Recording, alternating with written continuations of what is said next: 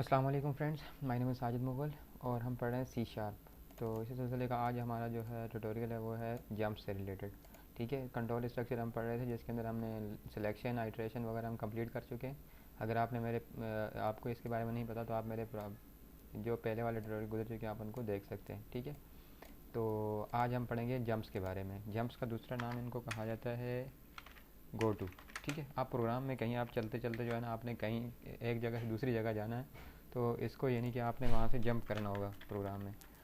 तो इसको यानी कि जंप्स या गो टू कहा जाता है। ठीक है, तो इस सिलसिले में आपको छोटा सा एक प्रोग्राम बनाते हैं, उससे आपको बिल्कुल ये क्लियर हो जाएगा कि हम किस तरह से इसका इस्तेमाल कर सकते हैं। ठीक है, तो हम इस तरह से प्रोग्राम बनाते हैं कि फ़र्ज़ करो हमारी एक शॉप है। ठीक है, जिसके ऊपर जो है ना जिसमें हम जो है मुख्तलिफ़ यानी कि कंप्यूटर एसेसरीज़ वगैरह का यानी कि सेल आउट करते हैं। जैसे पीसीज़ हैं, लैपटॉप हैं, प्रिंटर्स हैं। तो फ़र्ज़ करो हम यहाँ पे 3 प्रोडक्ट है हमारे पास, पीसी है, ठीक है, और लैपटॉप है और प्रिंटर है। तो हम जो है ना मिनिमम उसकी रेंज कस्टमर जो है ना कस्टमर याद है कि हम मिनिमम हमारी रेंज कितनी है, हम कितने से इनको यानी कि मिनिमम जो पीसी है उसकी प्राइस क्या है और दूसरे की लैपटॉप की क्या है, प्रिंटर की क्या है।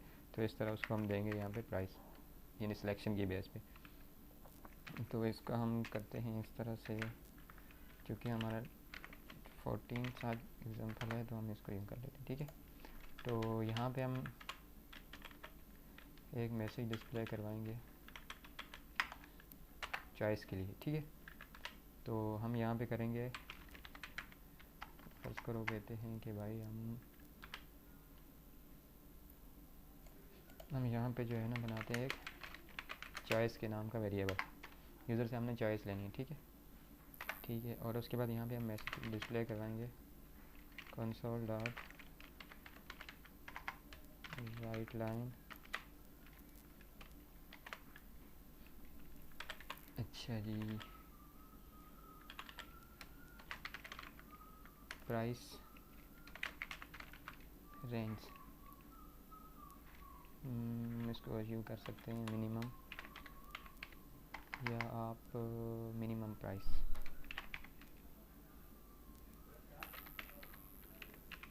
मिनिमम प्राइस रेंज के नाम से हम एक मैसेज डिस्प्ले कराएंगे। ठीक है, और यहाँ पे हम यूज़र को कहेंगे कि please select,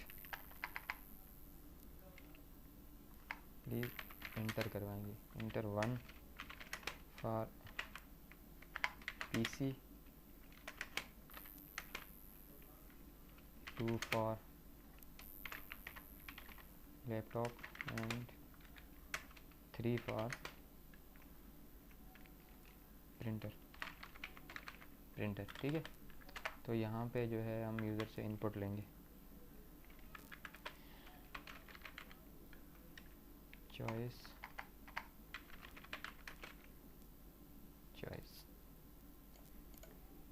choice is equals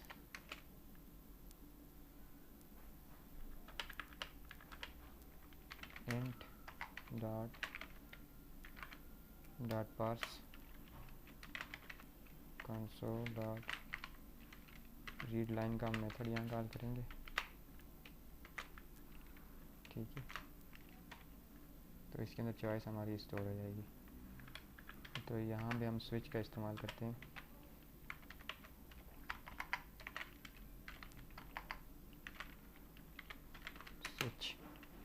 switch को हम इनिशियलाइज करेंगे किस पे, चॉइस पे। ठीक है,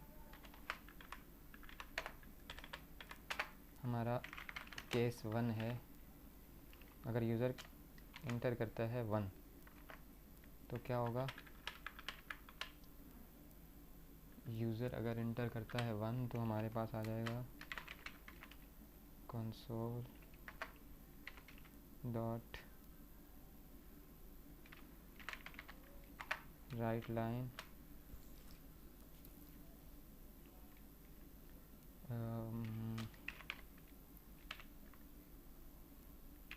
मिनिमम प्राइस फॉर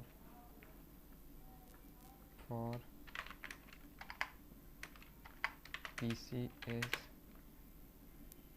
इज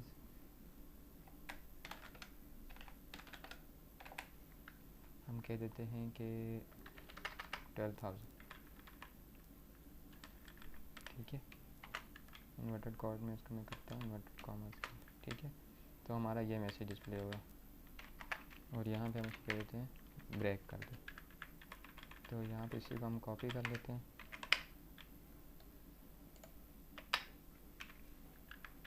अगर फर्ज करो केस 2 है तो मिनिमम प्राइस, स्पेलिंग अगर मैंने सही लिखे, मिनिमम प्राइस फॉर, दूसरा हमारे नंबर पे क्या है, लैपटॉप, लैपटॉप इज़ 20,000, ब्रेक कर दो। और अगर फर्ज करो यूज़र 3 एंटर करता है तो minimum price for printer is 8,000, ठीक है। तो और अगर यूज़र इसमें से कुछ भी नहीं करता तो डिफ़ॉल्ट इसको एक यहाँ पे हम कर देते हैं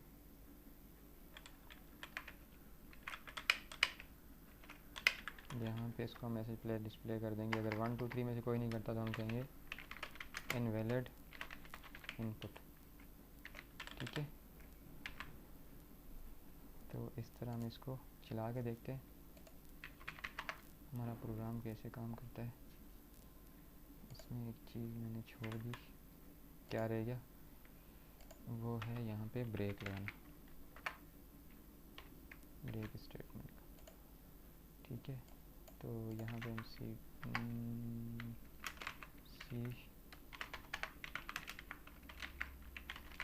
एग्ज़ाम्पल CSC एग्ज़ाम्पल हमारी कितनी है 24ex.cs, कंपाइल किया, होए इतने एरर्स क्यों आ रहे हैं, system dot console does not contain a definition, अच्छा ओह अच्छा मैंने स्पेलिंग सही नहीं लिखी, राइट लाइन आएगा ना, तो फिर सब जगह ऐसा ही होगा।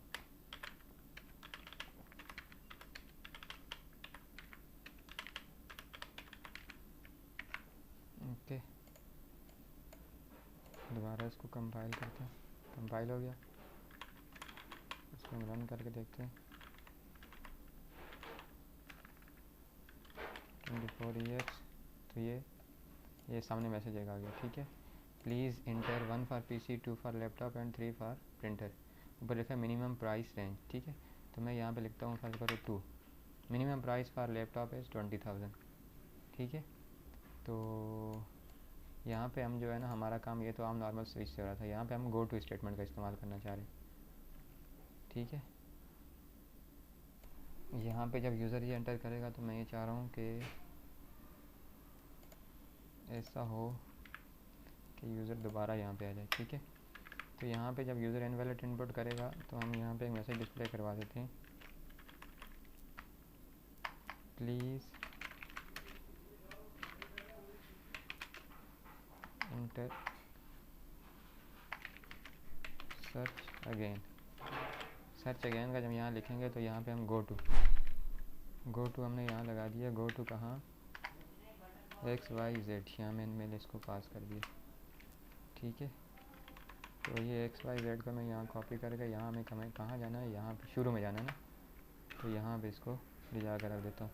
इसको मैंने पॉइंट कर दिया कि ये आईडी है मेरी और यहाँ चले जाओ फ़ौरन, ठीक है। तो देखते हैं ये काम करता है, कैसे करता है। कंपाइल किया, एरर डिटेक्टेड, अच्छा यहाँ पे मैंने इसका सेमी कॉलन लगाना, ठीक है।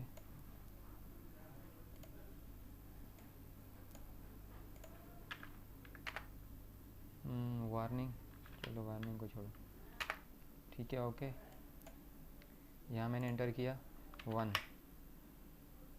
तो ये कहाँ ले गया मुझे, PC, अच्छा।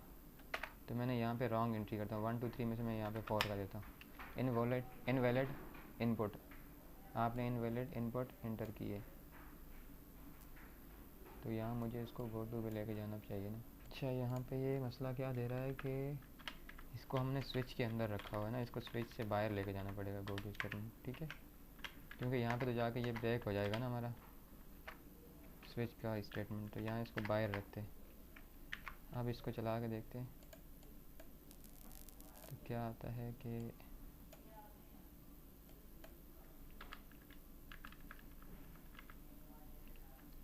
इसको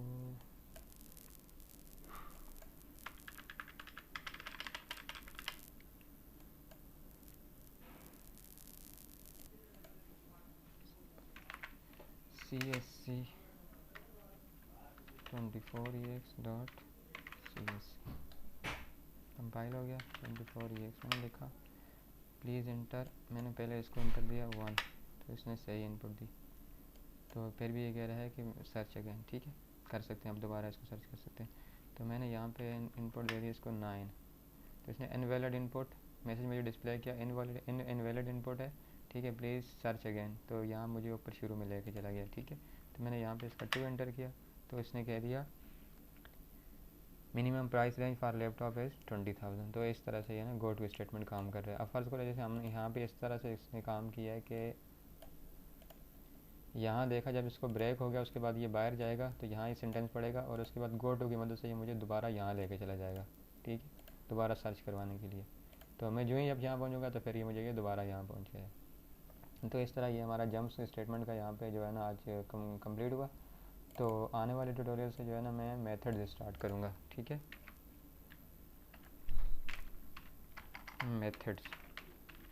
मेथड्स, ठीक है, डिफरेंट मेथड्स जिनको फंक्शंस भी कहा जाता है। C++ में ये इस तरह की सी में जो इनको फंक्शन कहा जाता है, और यहाँ पे जावा में और C# में इनको मेथड्स कहा जाता है। तो मैं मेथड स्टार्ट करूँगा, किस तरह से हम मेथड बनाएंगे और उनके थ्रू हम जो है ना मुख्तलिफ यानी कि आपने जो टास्क उनको परफॉर्म करेंगे, ठीक है। तो नेक्स्ट लेक्चर आप इसके अच्छी तरह से प्रैक्टिस कर लें। ब्रेक जो हमने अभी तक जो काम हम कंप्लीट कर चुके हैं, ठीक है। तो ओके, अगले ट्यूटोरियल तक के लिए खुदा हाफिज़।